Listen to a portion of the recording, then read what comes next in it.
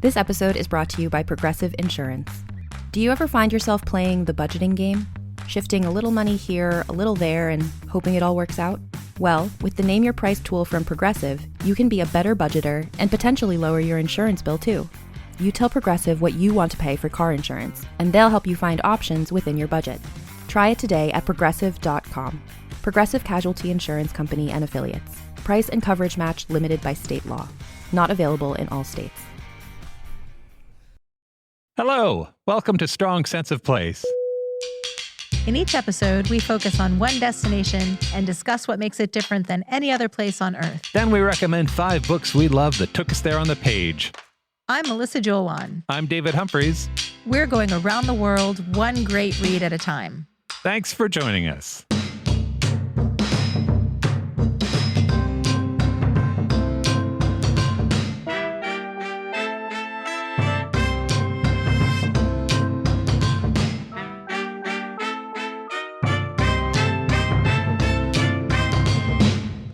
Welcome to Strong Sense of Place. Today we get curious about outer space.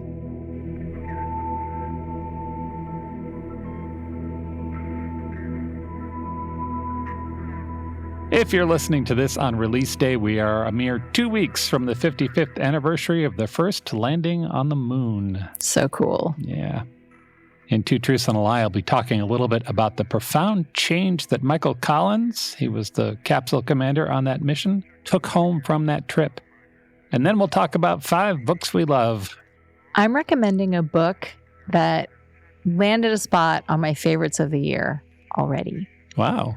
It's so good. I can't wait to tell everyone about it. That's awesome. I've got a book that's narrated by the Milky Way.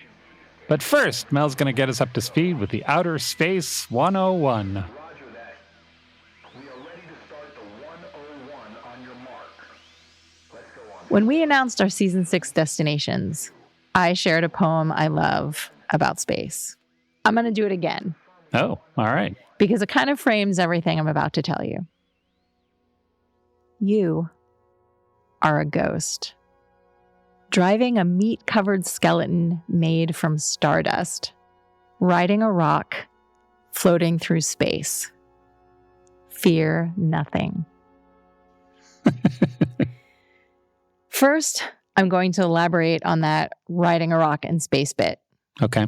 And apologies in advance for all of the numbers that are coming. I know numbers are kind of hard to listen to, but there's no way to do this without them because science. Yeah.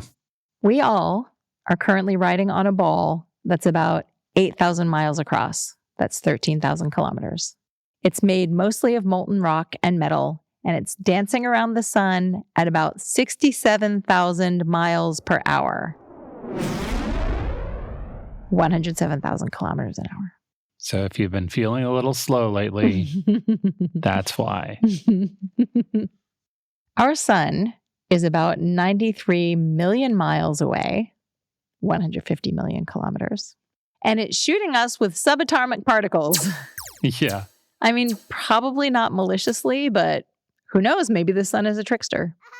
It's also filling our solar system with light. Yeah. Which is what allows us to see all of the other planets, comets, asteroids, dwarf planets, and moons, also in orbit around the sun.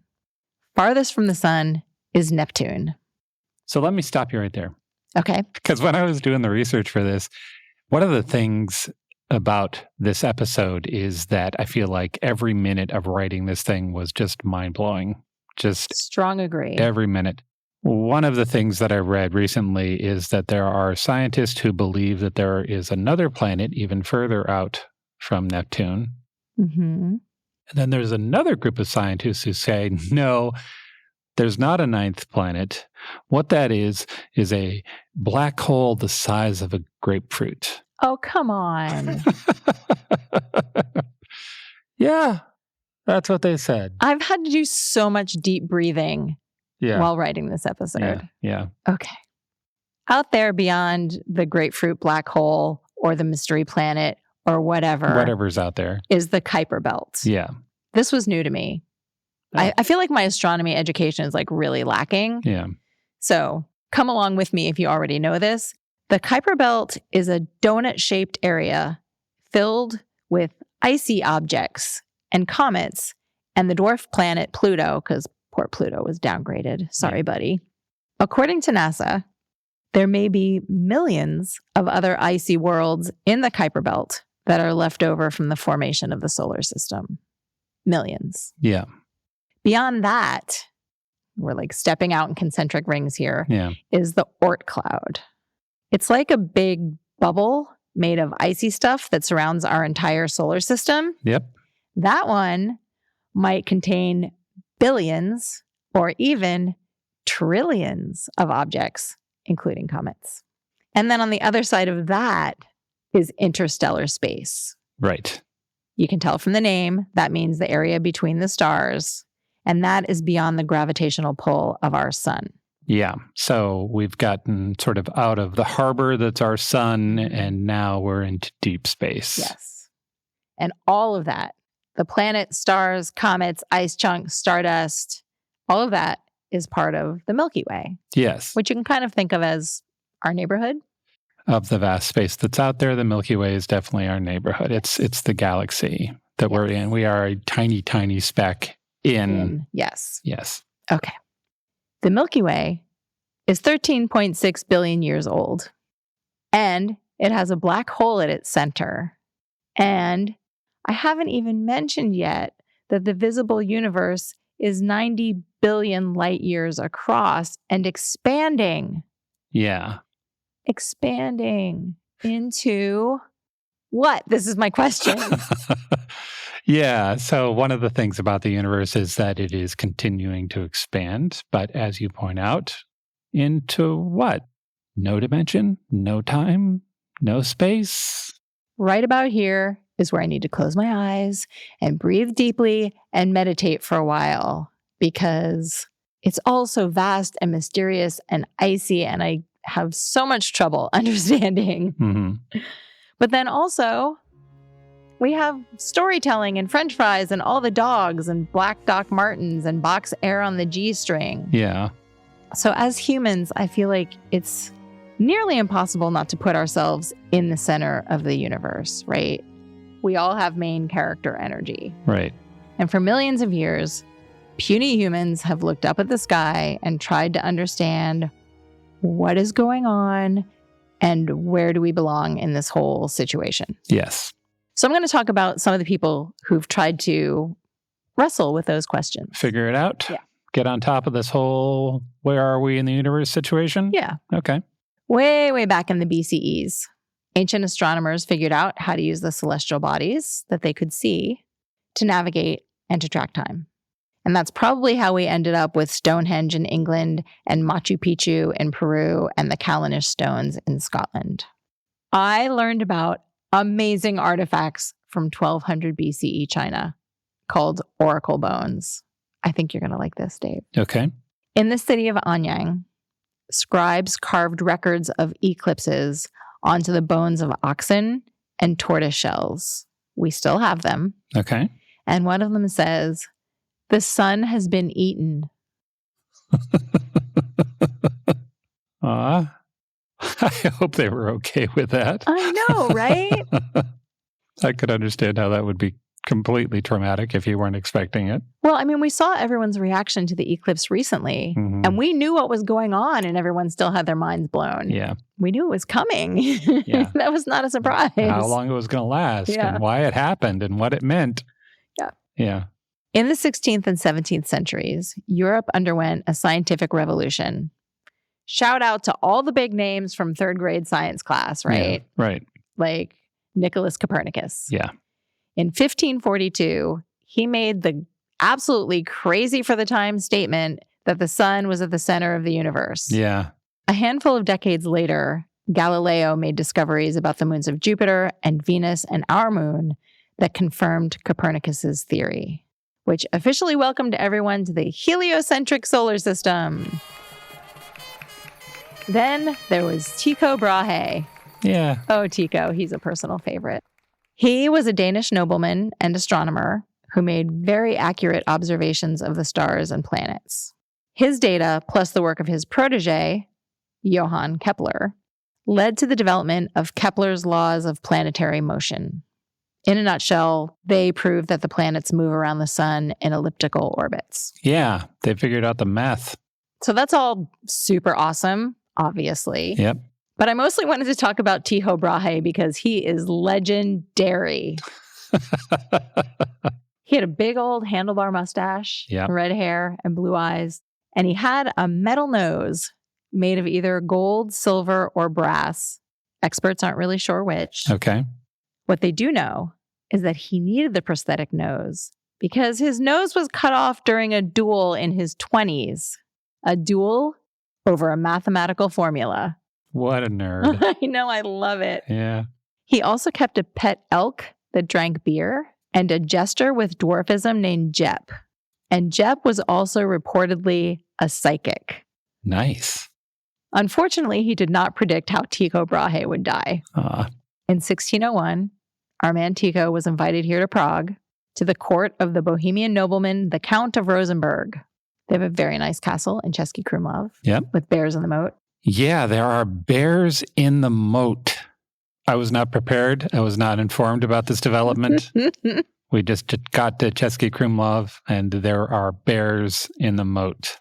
That is all I have to say at this time. Okay. So back to this banquet. Yeah. In 1601, the dinner was filled with rich food and lots of drinks, and it lasted for hours. They took it deep, as they say in Texas. Yes. And it was considered rude to leave the table. So when Tycho Brahe had to use the facilities, he just held it. Oh. And by the time he got home, he could not pee. Mm. And then for 11 days, he was in terrible pain and hallucinating. And then he died of a burst bladder. And reportedly, his last words right before he died were, "Have I not lived in vain?" And I wish we could say, no, Tycho, you did not.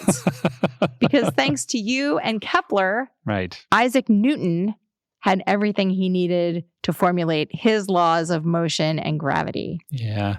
We also have Newton to thank, or in my case, to curse, for the development of calculus. Yes. All of these guys that you're mentioning have sort of rich lives well beyond the math that you're told about in school. Yes. And I kind of wish we knew more about them when you're in school and they're saying, here's what gravity's about. They're like, so there was this guy and he had an amazing life. Yeah. And one of the things he did was... Well, and they were youngish when they started too. So I feel like in your imagination, you always see these pictures of these people with like funny hair and they look kind of old. Yeah. They were like young and rebellious and messing around, figuring stuff out. Yeah. Crazy math guys. Mm-hmm. Yep. We're going to end with Newton on a high note. Okay. He also discovered that all of the colors of the rainbow are contained in white light. Yeah. That must have been an amazing day. Leading us to prisms and pride flags. Yeah. Heck yeah. Yeah. In the modern age, Albert Einstein blew everyone's mind with his theory of relativity. Yep. That theory says that Newton's gravity is a curving or warping of space. Yeah. And the more massive an object is, the more it warps the space around it. And oh, by the way, time is relative. Yeah. The rate at which time passes depends on your frame of reference. Einstein did a lot of mind-blowing. And probably his own, right? He probably blew his own mind a few times. And that would explain the hair. But yeah, the idea that if you are moving faster, time is slower for you. Yes. And so if you go out at near the speed of light and you come home, everybody will have aged much more than you have. What? Yeah. Where does the time go? We are creeping up on the time when I need to check out and curl up in the fetal position under my desk. I mean, I'm impressed that you've made it through Einstein. I have 2 more people and their discoveries. Okay. And then I'm going to do a little meditation. All right. Everyone probably recognizes the name Hubble from the famous telescope. Sure. The Hubble telescope is very powerful and hangs out in low Earth orbit. That means it's about 621 miles or 1,000 kilometers above the Earth. Yeah, it's one of the lowest points at which you can have something orbit the Earth, in which something can be in continuous free fall around the Earth and not come plummeting back down the planet. Okay. And that's different from high Earth orbit or even geostationary orbit. Ooh. Yeah. Every sentence gives you more things to look up. It's true. Okay. Yep. So Hubble is exploring the universe 24/7. Out there checking it all out Yep. every minute of every day. Looking at stuff. It was named to honor the American astronomer Edwin Hubble. He is known as the man who discovered the cosmos. Oh, that's nice. Isn't it? Yeah. Because he determined that there were other galaxies in the universe beyond our Milky Way. Very curious about the math involved with that, but that's, I'm going to guess, so far over my head. I mean, I was ready to explain it to you, but if you feel like you're not going to get it, I'll just move on. Yeah. Hubble famously said this: "We do not know why we are born into the world, but we can try to find out what sort of world it is." Ah, that's nice. He also had a cat named Copernicus. There's a really lovely illustrated children's book about him called The Boy Whose Head Was Filled with Stars. I'll put a link to that in the show notes. Finally, we come to a Belgian priest and cosmologist named Georges Lemaitre. He was the first to talk about the Big Bang theory. Yeah. The Big Bang says that 13.8 billion years ago, all of the forces in the universe that exist now and ever will exist were at an infinitely hot, dense, single point. Yeah. Seconds after the Big Bang, the first particles began to form. And that first point has been expanding and stretching ever since to become the cosmos we know today. Yeah. I say those words, I understand their individual meanings, and yet still, I'm sorry, what? Yeah, the Big Bang is really hard to get your head around in any meaningful way. And I feel like I'm not alone in that. So that's good. Look, I don't know why popcorn tastes as good as it does. I don't know how the Big Bang worked. I'm comfortable with these things. Yeah. Lemaitre's theory and Hubble's work together proved that whole universe expanding thing. And bam, Big Bang theory has traction. That is how everyone understands what's going on now. Yeah. And now we're going to end as we began. Okay.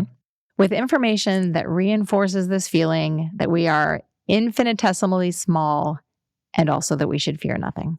Okay. Okay.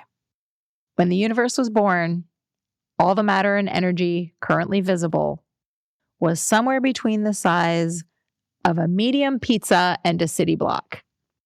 It now stretches 46.1 billion light years in all directions around us. And it continues to expand. Yep. That means that our good friend the moon, who watches over us every night, is slowly moving away from us every day at the rate of about 4 M&Ms per year. I'm glad he's going to be around for my lifetime. Yeah. Yeah. Every day. Yeah. Multiple tons of space material falls to the Earth. Yeah. It could be something dramatic like a meteorite, but most of it is space dust that's invisible to us. Itty-bitty shards of rock and metal that have been chipped off of asteroids and comets as they fly around in space. Yeah. Most of it comes from near Jupiter. Really? Most of the dust that comes our way is Jupiter dust? Huh. And every time you step outside and look up at the sky, you're catching stardust on your eyelashes. Oh, that's nice. Embrace your stardust, my friends. Fear nothing. That's the Space 101. That's really nice.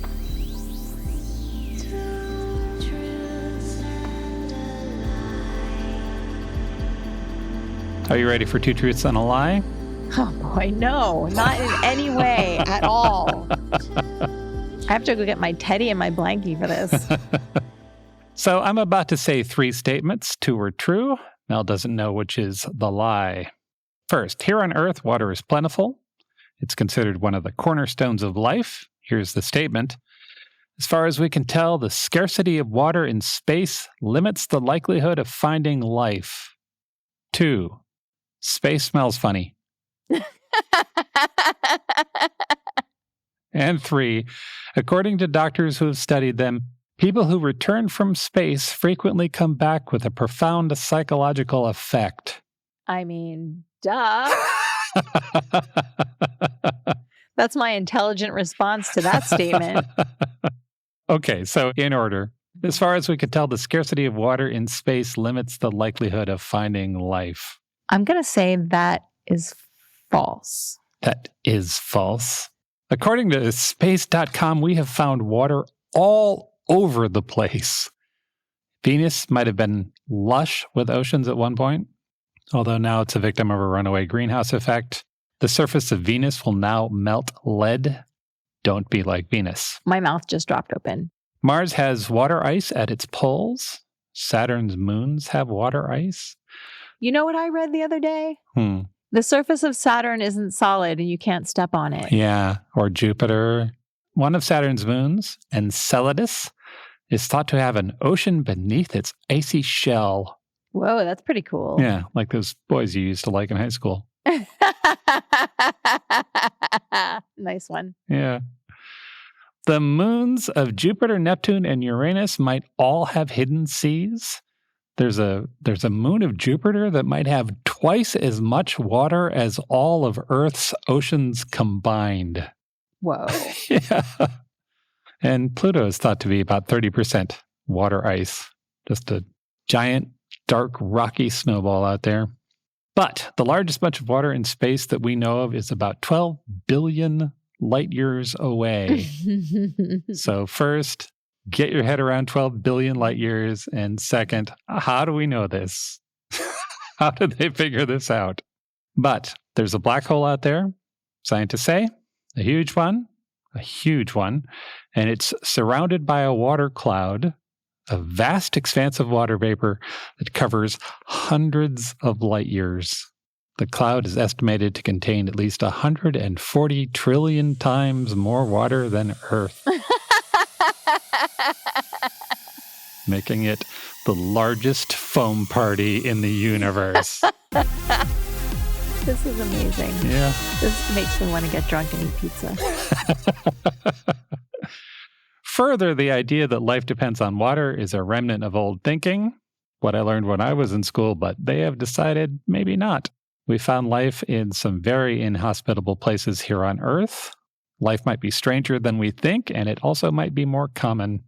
We don't know, but it's exhilarating. It is indeed. Statement 2. Space smells funny. So that's true. Now, we don't have anyone who smelled space directly because of the whole taking off your helmet in space is a bad idea thing. Yeah. Although, contrary to movie mythology, you could survive in space without a suit for about 90 seconds. Really? Yeah, before the Oh, do you think any of them were tempted to just be like, just 20 seconds, just 20. I'll be careful. Just trust me, it would be cool.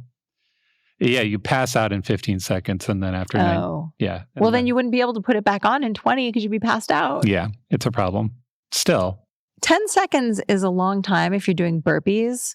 So 10 seconds might be long enough to sniff space. Seconds would be a terrifying amount of time if you were sort of standing in front of the pod bay door and they just opened it. That'd be a long enough time. We should definitely not go to space. Yeah. You and me? Yeah. No, we shouldn't. However, point here is we have had people return from space, remove their suits, and notice an odor. Interesting. Yeah. It smells burnt, a little acrid and metallic. Yeah. Astronauts have described it as smelling like charred meat or welding fumes. Scientists say it's from the polycyclic aromatic hydrocarbons. Of course. Or, as we would say, the stench from the sun's nuclear reaction. They do, however, also say that different places in space may smell differently. For instance, there's a dust cloud in the middle of the Milky Way that contains large amounts of ethyl formate. Ethyl formate is what gives raspberries their flavor. Oh, yeah. Nice. So there might be a part of space that smells like homemade jam. That's really nice. Every time I say Milky Way, I think of caramel because the candy bar. Is there a part of space that smells like caramel? That would be amazing. That'd be nice. Yeah. My version of space smells like caramel. Yeah. So finally, the third one. Which we know is true. Yep. According to doctors who have studied them, people who return from space frequently come back with a profound psychological effect. It seems pretty evident that would happen. I think that's evident to you. I think that early astronauts were very surprised and doctors were surprised by this. One of the Apollo 8 astronauts was Bill Anders. Mhm. He died recently, like a couple of weeks ago. Aw. Yeah. He took a photo that you've probably seen. It's a color shot of the Earth rising over the moon's surface. Mm-hmm. That shot was taken on Christmas Eve. Oh, that's really nice. Yeah, 1968. Oh, I wonder if he was sad to be away from his family. Yeah. Christmas. He's probably thinking about other stuff at the time. Probably. It Like was- why he suddenly had a craving for raspberries. Exactly. It was the first time that anyone had seen anything like that. Mm-hmm. It went on to be a magazine cover and a U.S. postage stamp. Anders said later, quote, "When I looked up and saw the Earth coming up on this very stark, beat-up moon horizon, I was immediately almost overcome with the thought, here we came all this way to the moon, and yet the most significant thing we're seeing is our own home planet. Seeing the Earth from space has been a profoundly awesome experience for many people, and I'm using awesome in its full sense, Yeah. right? They are full of awe. They describe being blown away by the beauty of the Earth and by feeling deeply connected to other people and by experiencing the sensation that we are all in this together. It is the opposite of trauma. It's maybe an enlightenment. It's called the overview effect. A group of doctors who studied it said that it can cause changes in the observer's concept of self, which, like, wow, and their value system, and is sometimes transformative and lasting. The expression of the change is sometimes referred to in religious ways, but frequently not. It only hits some people, Mm-hmm. but there's a list of people who've reported experiencing the overview effect online. These are not a bunch of groovy hippies with tarot decks and tickets to Bangladesh. These are straight-talking military men and women, the best in show at the Pentagon Humans Club, right? And you can hear them trying to use their words to describe something that would stump our best poets, right? These are people who are not prepared to talk about how amazing it is to see what they've seen. Michael Collins was the guy who flew the command module in 1969 when his crewmates, Neil Armstrong and Buzz Aldrin, walked the moon. And he said, the thing that really surprised me was that the Earth projected an air of fragility. And why, I don't know. I don't know to this day. I had a feeling it's tiny, it's shiny, it's beautiful, it's home, and it's fragile. If you want to try to trigger your own overview effect, there's a 16-minute movie about it on Vimeo. You'll see many beautiful shots of Earth from space and hear from people who've experienced that effect. Seeing lightning from orbit is amazing. Wow. Seeing the northern lights is amazing. Seeing the lights that humans make, all of it is just fantastic. And it's all there. A few software projects will let you zoom around the Earth and then out through the galaxy and beyond. You can see the Earth rise from the moon or land on a different planet or even create your own solar system. We'll have links to those in the show notes. That's Two Truths and a Lie. These are the bodies. These are 5 books. This is book 1. My first recommendation is Record of a Spaceborne Few by Becky Chambers. Oh, I love Becky Chambers. I know you do. Yeah. For people who aren't familiar with her name, she is one of the authors in the hope punk sci-fi movement. Yeah. The idea of hope punk is this. Hope is an act, not just a feeling. It's resistance against cynicism. It's a force to fight for other people. One writer said that hope punk is the recognition that it takes bravery and strength to sincerely care about something. In storytelling, that translates into plots that put feelings front and center. The characters are diverse and they're on a journey to be better, happier, smarter, and they help other people along the way. It's still back at hope as an act. That's really, really nice. It's a nice way to phrase it, isn't it? Yeah. The website Vox called hope punk weaponized optimism. Yeah. And Wired magazine asked, is Becky Chambers the ultimate hope for science fiction? In that piece, Chambers said this about her philosophy. You're looking at the world exactly as it is, with all of its grimness and all of its tragedy, and you say, no, I believe this can be better. That to me is punk as hell. I love this approach in general and in sci-fi specifically. Yeah. Which brings me to the Wayfarer series. This is a series of 4 books by Becky Chambers that form a universe of stories rather than novels that are meant to be read sequentially. It's kind of like the Cemetery of Forgotten Books by Carlos Ruiz Zafón in that way. They're a cycle that connects but can be read in any order. Get on where you want to, get off when you want to. Yeah. In the world of Wayfarers, humans have destroyed the Earth. The remaining people have boarded massive ships called the Exodus Fleet and headed for space. Some of their descendants live on the ships permanently, always orbiting. Others have settled among the different species who live on other planets in the Milky Way. And the former Earth people are called Exodans. In this book, Record of a Spaceborne Few, it's been centuries since the last humans fled Earth. And the Exodus Fleet is not the bright, shiny habitat it once was.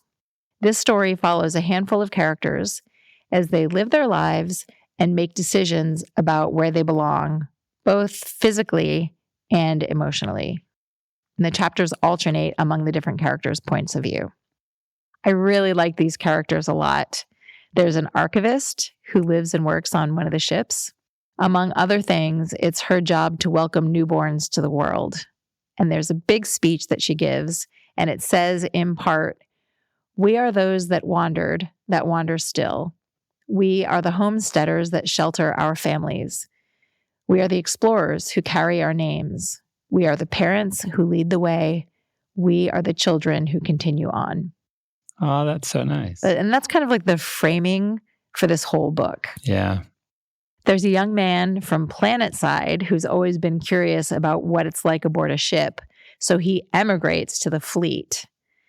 And as he tries to parse out this strange place, we get to experience it along with him and empathize with his feelings of curiosity and excitement and loneliness because he's an outsider here. Another character is a caretaker. That's what they call someone who's essentially a mortician. It's her job to very reverently transform the dead into compost, which is then used to grow the food that feeds everyone aboard the ships. Wow. Mm-hmm. There's a whole ritual built up around that. Yeah.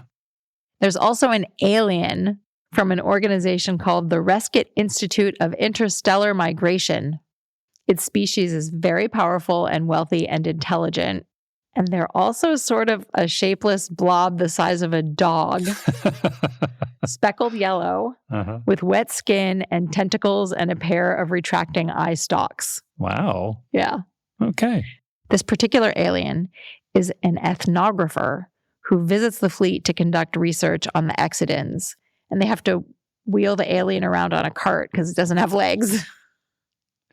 So there is a lot of whimsicality and humor along with the feelings. Yeah.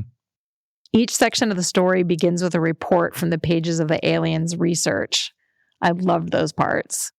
A lot of this book just feels like wandering around in Becky Chambers' imagination. That was my experience with her other books as well. It's such a delightful place to be. And I really like the, weaponized hope. Yeah, let's do it. Yeah. She takes some of the characters on a shuttle ride that's like a roller coaster. And there's a very raucous family dinner that's attended by the visiting alien.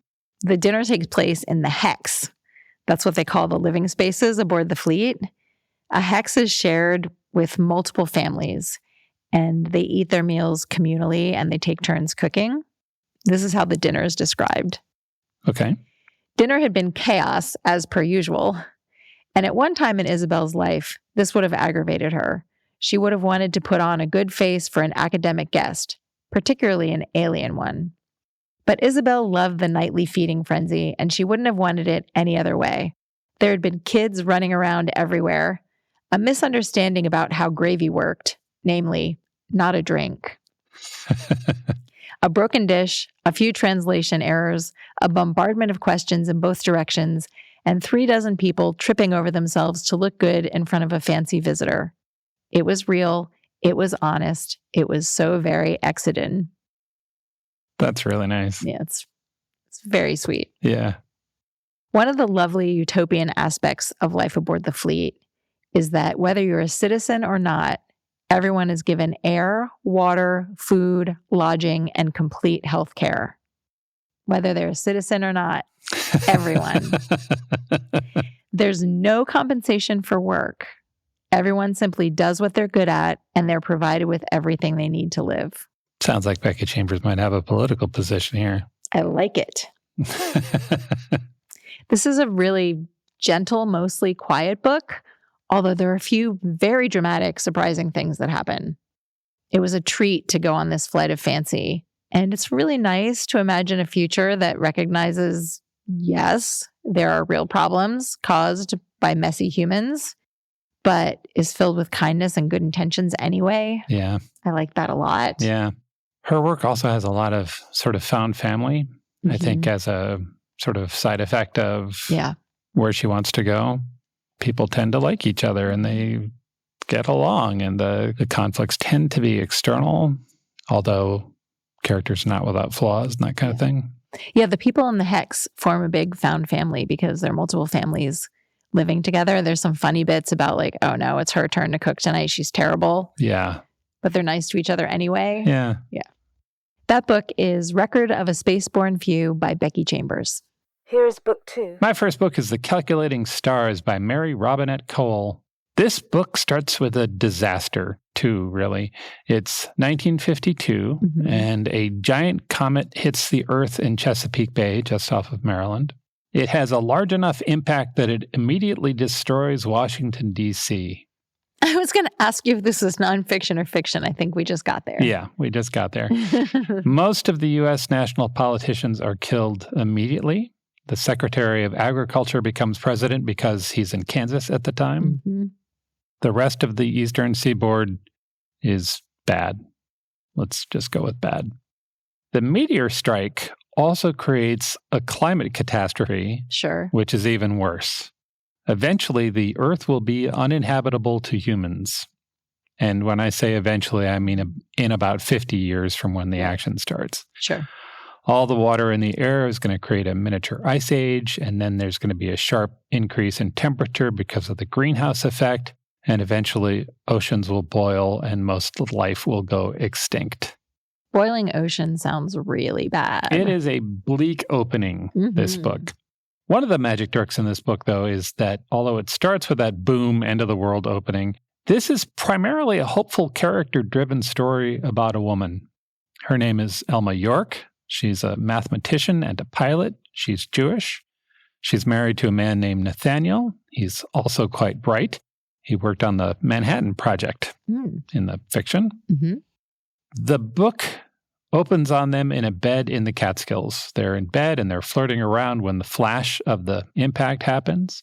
Before the sonic wave hits them 15 minutes later, they figured out the disaster that they're in, which is an impressive piece of narrative. It's also quickly established that they are a charming couple. They're someone you'd want to spend time with, even if it wasn't the end of the world as we know it.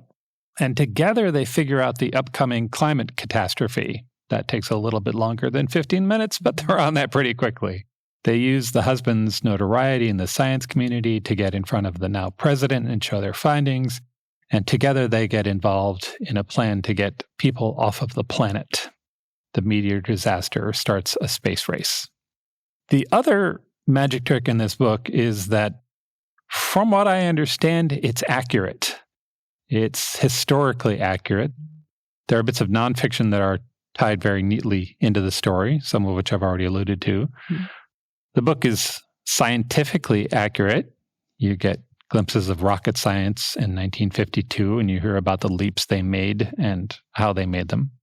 And it's socially accurate. Elma York wants to be an astronaut, but there is a whole lot of sexism and bigotry standing between her and that goal.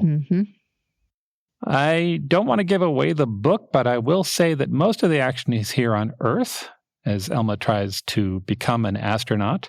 But it's very space forward. It reminded me a lot of Apollo 13 right? The Tom Hanks movie from 1995.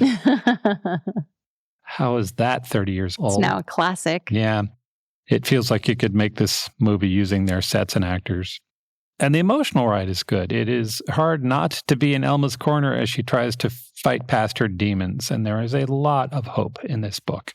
I thought this was a great story, well told, and a bunch of other people agree. It won the Nebula, Locust, and Hugo Awards for Best Novel in 2019. I also wanted to call out the book's author, Mary Robinette Kowal. Mary Robinette Kowal is the kind of person who makes me wonder what I have been doing with my time. This is just a loving reminder. Comparison is the killer of joy. Accurate. So she started her professional career as a puppeteer. Stop it. Yeah. She worked with Jim Henson Productions. Yep. No, that's so cool. Mm-hmm.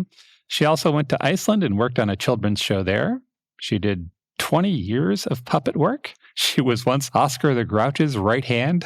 I am so delighted by this. Yeah, I know. She's a delightful human being. Then she started her writing career. She began as a short story author and eventually got into novels. She's won many awards. She's a 4-time Hugo winner, for instance. She became president of the Science Fiction and Fantasy Writers of America for 2 years. She has also picked up side jobs along the way. She recorded audiobooks for John Scalzi and Cory Doctorow. Oh, that's really cool. Yeah. She also translated a novel from Icelandic into English. So she speaks Icelandic fluently enough to translate. Yeah. Oh my gosh. Based on the Icelandic she learned when she was a puppeteer there. Stop. Uh-huh. She co-hosts a podcast, Writing Excuses, which discusses writing-related issues. And she has a YouTube channel. Some of her videos are work-related. For instance, there's a conversation between her and Will Wheaton about narrating audiobooks. Oh, that's cool. I would love to see that. Yeah. But most of the recent ones are about her training her dog and her cat to use a button board. Those boards with buttons that say things. So the dog presses food when he's hungry and it says food. She claims she's gotten her dog and her cat to speak to each other. And I've watched a couple of those videos and I'm skeptical, but still. Sounds really cute. Yes. Big props to the puppeteer, writer, Icelandic translator, friend of Will Wheaton, who got her dog to speak to her in broken English. Her latest book, The Spare Man, came out last year, and it also sounds interesting. It's a science fiction mystery starring a smart, witty couple and their dog. They like to drink. They're on a giant space cruise ship celebrating their honeymoon. There's a locked room mystery. Reviewers called it The Thin Man in Space. I would happily read that right now. But this book, it's book 2 in a trilogy of works. It stands on its own, but there's more to explore if you like it. It's The Calculating Stars by Mary Robinette Kowal. Book 3. My next recommendation is The Mars House by Natasha Pulley. Oh, you love Natasha Pulley. I do. I am a proud Natasha Pulley completist. I will read whatever she comes up with next. She's like a master chef who blends different genres into something new and delicious every time. Her world building is completely immersive, and her characters are the kind that sink their hooks into your heart and just stay there. Yeah. She's very, very good at writing slow burn love stories where the romance is happening alongside big adventures. Having said all of that, it always makes me nervous to share a one-liner about her books because the descriptions are technically accurate, but not experientially accurate. Oh, all right. I don't know how I picked up the Bedlam Stacks the first time. Oh. Because based on the flap copy, I should not be attracted to her books. Yeah. My favorites, in case anyone wants to go all in and do a little Natasha Pulley reading project. Okay. The Bedlam Stacks is historical fantasy fiction set in Peru. I gushed about that one in our Peru episode. I've since read it like 2 more times. The Kingdoms is a time travel story set in an alternate version of the UK. Yeah, in no way would I think that you would like that. No, and I loved it. I raved about it in our Secret Passages episode. And her last book, The Half-Life of Valerie Kay, flirted with science fiction in a historical setting. She's been creeping toward science fiction for a while, and this new book is full-on sci-fi, sort of. In an interview, she said that it is science fiction, but it's not a serious forecast of what the future might look like. She referenced books written by people who actually understand science and said, that's not me, basically. She uses sci-fi tropes as a launching point into something whimsical and playful, so it's a little closer to fantasy than sci-fi. Science fiction is a big field. Yeah. And way out there, they're heavy math and science people, and then way on the other side is the people who are leaning fantasy. Playful. Yeah, space opera kind of stuff. Yeah. Yeah. And I mean, genres are very helpful for kind of giving you some idea of what it's about, but I love the way the lines are getting more and more blurry. Yeah. To me, this book is a love story masquerading as a sci-fi novel and fantasy cosplaying as speculative fiction. Okay. But whatever you call it, Yeah. I don't care. It works like gangbusters. So here's the premise. Okay. In a not too distant future, London has become a drowned city. Our hero, January Sterling, was the principal dancer in London's Royal Ballet. He is very handsome and incredibly fit. And even as the situation in London is devolving, he remains kind of positive. All right. But then a big flood surge comes and London becomes unlivable. And January is given the option of being a refugee in Saudi Arabia or Nigeria, or seeking asylum at a Chinese terraformed colony on Mars. That's quite a choice. Tough choices. Yeah. And he chooses Mars. Okay. Here's the thing about Mars. Its gravity is lower than Earth's, which means people like January have supernatural strength in comparison to the people naturalized to live on Mars. Okay, so if you grew up on Mars, you don't have the just muscle strength that a top athlete here on Earth would have. Yes. Okay. Even a gentle bump on the street, January nudges a naturalized Mars person, could break their bones or kill them. Oh, geez. Yeah, Okay. it's that dramatic. People from Earth are called Earth Strongers, and they're required to wear metal exoskeletons. They call them a cage that keeps them from injuring the naturals who live on Mars. And January is a gentle soul. He is horrified by the idea of accidentally hurting someone. Yeah. But after a while, he's also starting to chafe against the idea that he should be considered dangerous. Yeah. Earth Strongers are not inherently bad because of how and where they were made. Right. This is the point being made. Yeah. You can extrapolate out from that, right? It doesn't feel far from there to talking about racism and such. And we're going to get there. Okay. He has a run-in with a politician named Aubrey Gale. She is strident, let's say, verging on being a fascist. Aubrey is pushing for all the Earth Strong to undergo a medical procedure of naturalization. On the upside, it weakens the Earth Strong so they're not a threat, and that means they can participate in more of society because they're kind of segregated. On the downside, it's physically debilitating and it might be deadly. It could potentially kill you. Jeez. But again, you get to be around more of society. Yeah. There's a big press event for Aubrey. She goes to the water factory where January works, and there's a series of mishaps, and they are thrown together. Stuff happens that I don't want to give away. And to kind of get out of the pickle that they're in, Aubrey makes January a really ridiculous, pretty lousy offer that he can't really refuse. The two of them are going to get married. Oh. Because this is going to boost Aubrey's political career and secure January's future. What could possibly go wrong? I can't imagine. Can I just say what could possibly go wrong is my favorite jump off into a story. So obviously I can't tell you anything else about the plot because that would ruin the fun. But I will say, Ms. Natasha Pulley has created two fully rendered fantastical worlds. When the story opens and London is underwater, I could see it all so clearly. She has cruise ships floating through the city and knocking the fancy bits off the Houses of Parliament. Right. January commutes to the ballet by ferry, and he gets picked up outside the upper story bedroom window of his flat. Because the water is so high, he just steps out into the boat from his bedroom. That sounds dangerous. Dolphins swim past. Oh, yeah. The descriptions are really beautiful and convey both like the magic and the horror of what's happening. Yeah. It kind of reminded me of during lockdown when you would see the videos of monkeys and foxes in empty city streets. Yeah. And you're like, that's so cute. And also, what is happening? Yeah. And then the rest of the book takes place in the Mars colony. And that is equally fantastical. Because of the low gravity, everything is supersized and buildings just soar into the sky. And the people are tall and thin. They're like 7 feet tall. And they have long, glossy hair and wear flowing, colorful robes. They're very majestic. Genders have been abolished.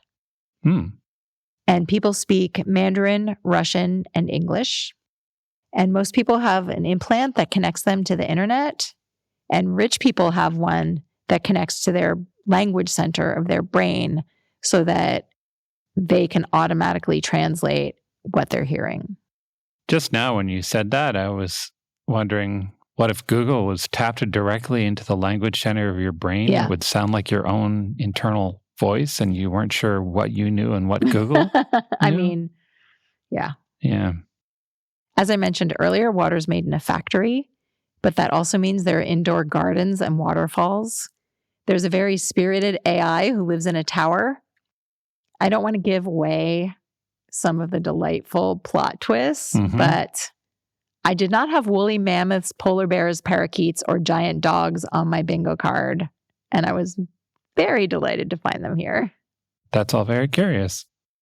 The plot has things to say about issues like climate change, immigration, gender, and politics.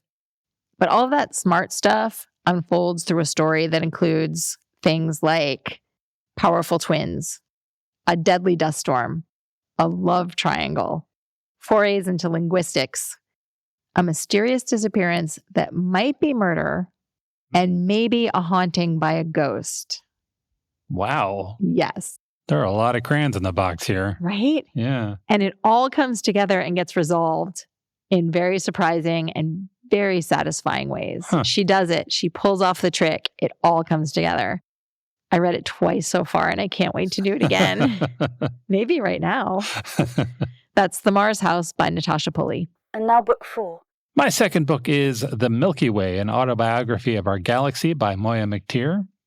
This is a non-fiction book with one little fictional detail. The wrinkle is that the narrator is the Milky Way. In this book, the Milky Way is here to tell you her life story. I'm in. Yeah. She talks about her birth 13.5 billion years ago. She talks about how she gets along with her neighbors, the galaxy we call Andromeda, and the galaxy Sagittarius, which she tore to pieces a few 100 million years ago. The Milky Way talks about how she makes stars. Oh, that's really nice. In batches, and probably faster than you might think. There are at least 5 new stars every year. Really? Yeah. Oh, I'm going to lay under the desk. Readers are introduced to dark matter and the enormous black hole at the galaxy's center that she calls Sarge. The Milky Way has a strong personality. She's imperious, a little haughty. In my head, she kind of leans towards Maggie Smith and Downton Abbey, but a little younger. She seems to like humans, but mostly as a diversion. The author said that when she was writing for the Milky Way, she imagined the voice of her own cat. That's perfect. Yeah. There are a lot of mind-blowing ideas in this book. This bit, for instance, is from page 2. Page 2. The Milky Way is answering the question, how can the Milky Way talk? And she goes on to the topic of consciousness. It says this, your philosophers have postulated that consciousness isn't a quality inherent to humans or even living animals. According to them, consciousness, or sentience, or awareness, or whatever you want to call it, is the result of how a system functions, not a consequence of what it's made of. Some of your philosophers are even starting to believe that consciousness is an inherent quality of the universe, something that every amount of matter possesses in different quantities. In other words, I can think and communicate even though I don't have what you would consider a brain. So if you're imagining I'm anything like one of you, cease immediately. It's insulting. And that human-centric mindset will just make it harder for you to understand all that I'm going to deign to teach you. If your question was more like, how can the Milky Way talk to me? Well, it's not like human language is that hard to learn. You're such simple creatures. That's amazing. Yeah. But I read that and I thought, does any system have a form of consciousness? Like a cactus or a desert or the NYU Alumni Association? Like, do these systems have consciousness? And why is it that the deeper we get into science, the more it sounds like super groovy yoga talk? Right? Yeah. One of the other things that struck me as remarkable about this book was the idea that one human lifetime is way too short to understand much about the galaxy. Mm-hmm. I mean, of course that's true. I knew that. But the book is very clear about how human science on this scale is an ongoing conversation. Many of the participants are already dead. There's a highly reductionist view of the life of Copernicus that he wrote a book that said, hey, I'm pretty sure the Earth revolves around the sun. Here are my notes. Good luck figuring out everything else. Be nice to each other. See, right? And there's something that's really nice about that idea that what makes humanity great might be our ability to write things down and then tell somebody to get our story right and share it and to hope that the listener hears what we're saying. This book also introduced me to the author, who is another amazing woman.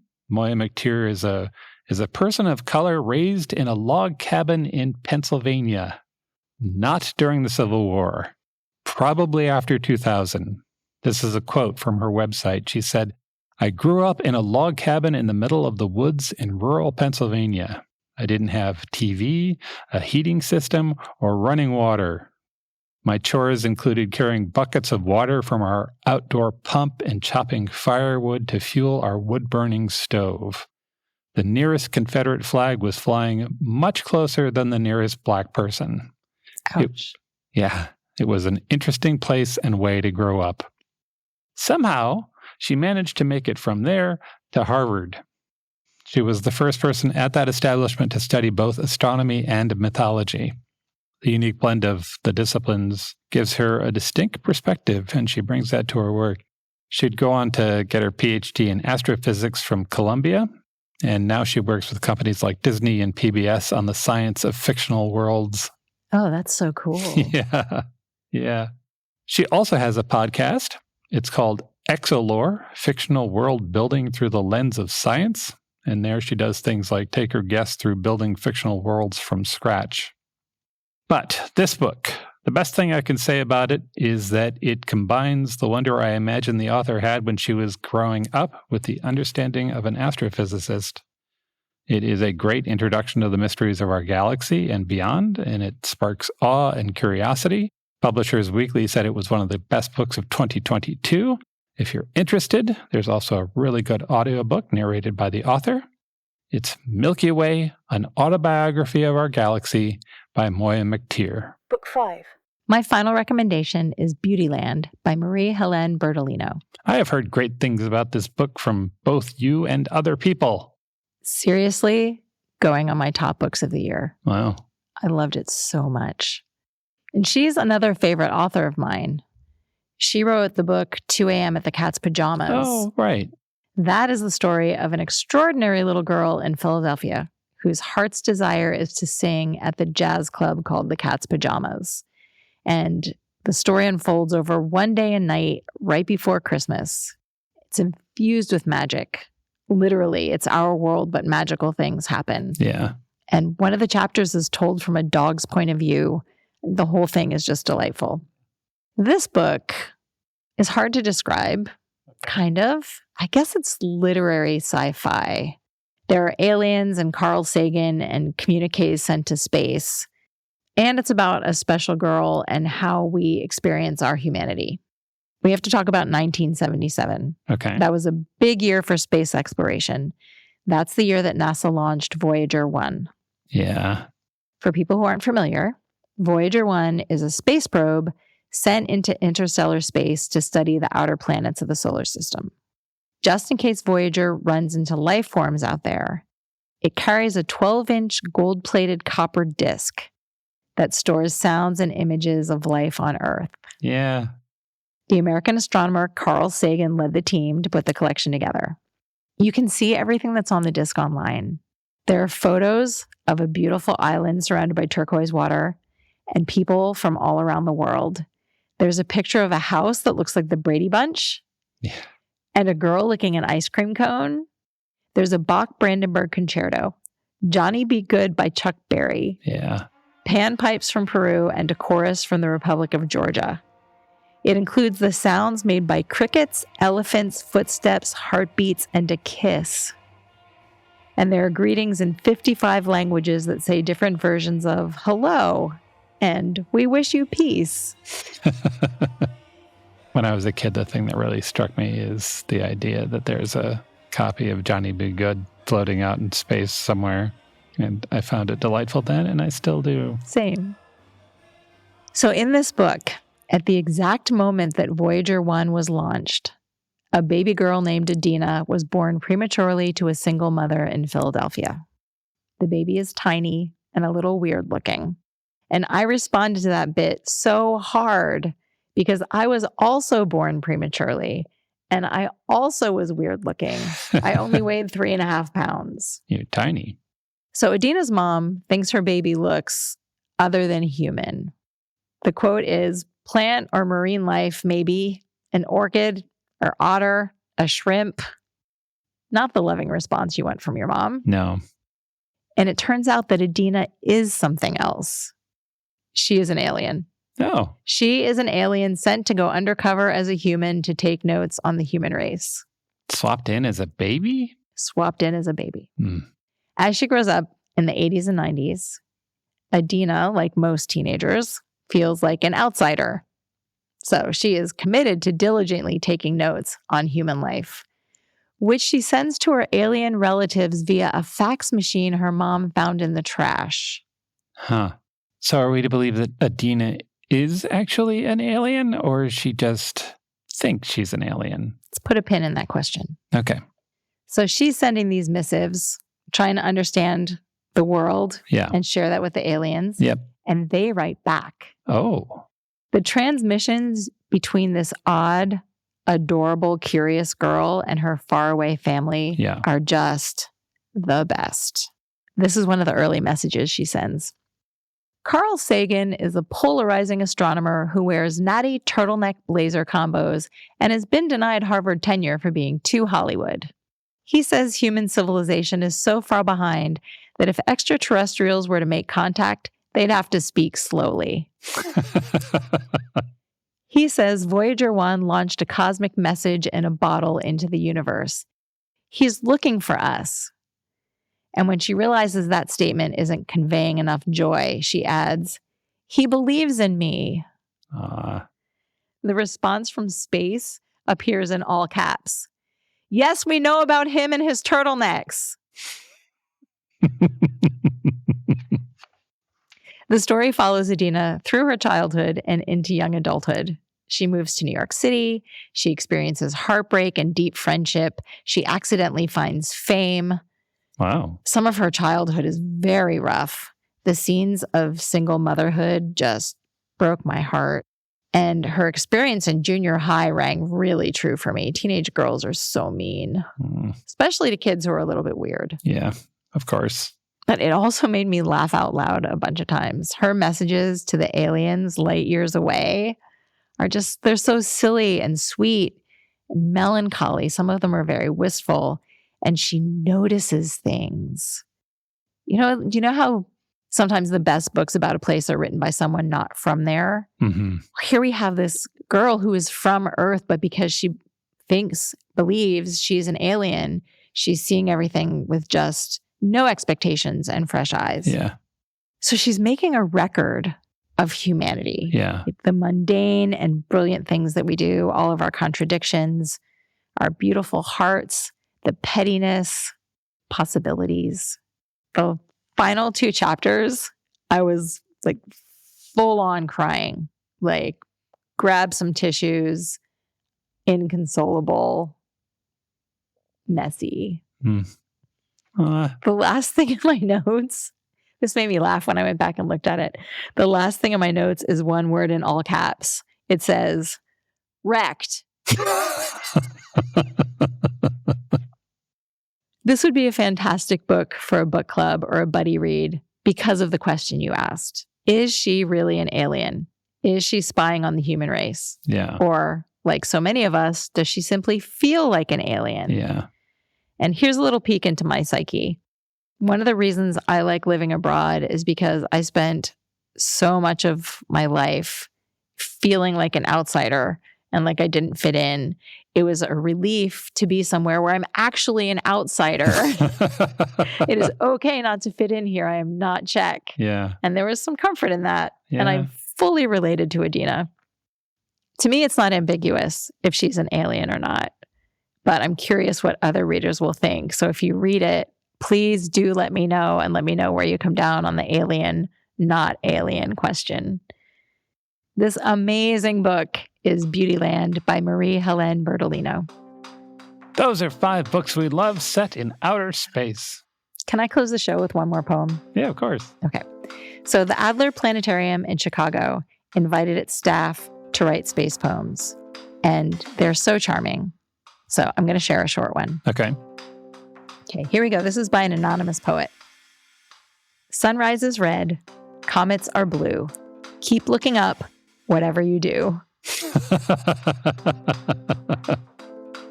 Visit our show notes at strongsenseofplace.com for links and details. You're definitely going to want to see that video on the overview effect. It's quite lovely.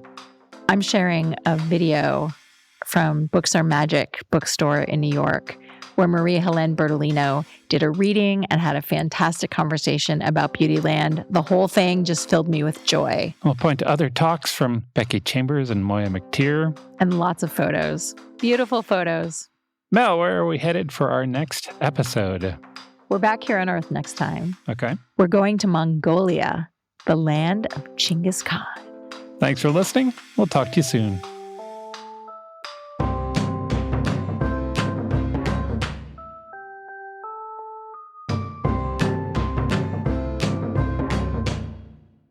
The Warning Woods has haunting horror stories that are sure to linger with you long after listening. I'm Miles Tritle, writer and narrator of The Warning Woods. Each week, I write an original scary story and share it with you on The Warning Woods. I've written 2 novels and nearly 200 short stories spanning the horror genre. If you're into scary stories, you need to check out The Warning Woods. Listen on Spotify, Apple Podcasts, or wherever you get your podcasts. Just search for The Warning Woods and click play at your own risk.